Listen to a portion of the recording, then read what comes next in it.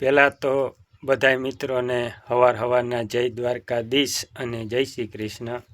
તો હાલો હવે આપણે છે ને હીરાવાનું છે, પછી આપણે બધું આગળનું કામ કરવાનું છે। પહેલાં આપણે હીરાવી લઈ, પહેલાં હીરાવામાં છે ને આપણે સવારમાં હીરાવું તો પડે। જો હીરાવા હે ને ચા છે, જારીઓ ચા ને રોટલી, જો આ છે રોટલી, ચા ને રોટલી ને આ છે વેફર।